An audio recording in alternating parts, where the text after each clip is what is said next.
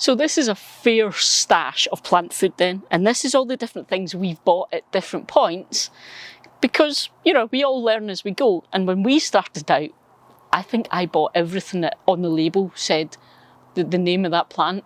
So I've got, let's see, blueberry food. Doesn't say anything about any other plants, it's for blueberries. Strawberry food, just for strawberries. What else? Everyone knows tomato, right? It's for your tomatoes. So yeah, it's lots of gorgeous glossy pictures and lots of promises, but what does it mean? Well, today we're going to talk about turning it over and reading the back of the packaging, because NPK can tell you an awful lot and help you to make decisions. Why is it useful to have such a simple overview?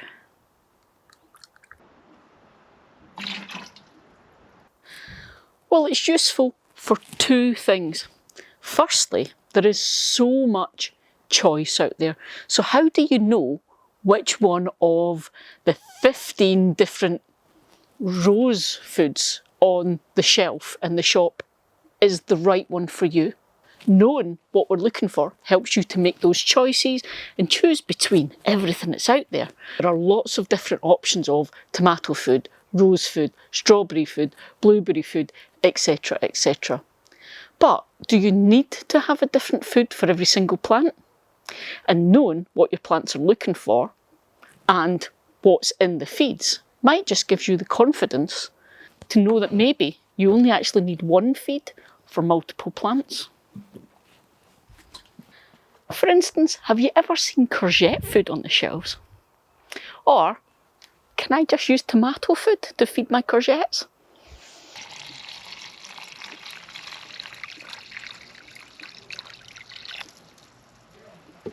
Okay then, so NPK, what is it and why am I going on and on and on about it? Basically, it's a ratio. It's NPK, and it's the ratio of how much of each of the different nutrients are in that feed. And it's useful to know because those nutrients do different things, and we'll get into that. Nitrogen, obviously the N, so that N, that nitrogen, is your new growth, your leafy growth. So it's fantastic for pak choi and other leafy greens. For greening up that lawn, that's where nitrogen comes in. Nitrogen helps the plant to focus on new growth, the green shoots, the leaves, which is essentially what a lawn is. Phosphorus is the one nobody talks about because it isn't glamorous until you learn that it's super important. It's what helps all the vitality of the plant, so it's what gets you all those gorgeous, healthy, grown structures, and it helps the plant to be disease resistant and pest resistant. So knowing that, now you know it's actually way more important than you thought. So potassium then, or potash. You've heard of high potash feeds? So that's your fruits, your flowers, that type of thing. Like my blackberries.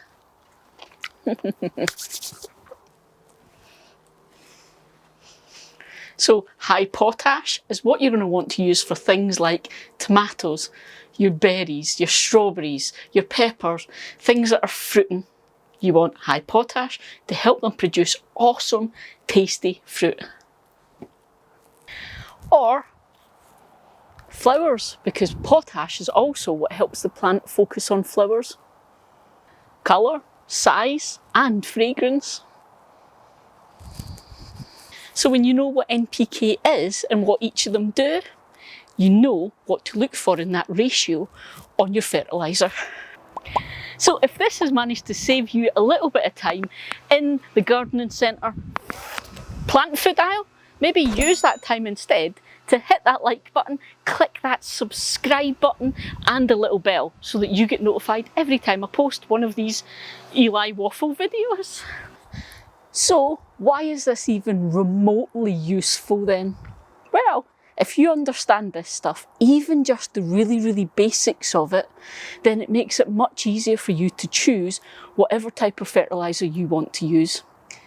So just to emphasise this then, let me show you something. So, this is grass feed, specifically for the lawn. So, thinking back to what we spoke about earlier, what would you expect from grass feed then? Should be a high nitrogen content. So this one, NPK is, are you ready for this? 36.66. But yeah, so 36 is the nitrogen count on that one. Right, so let's compare it. The good old tomato, right?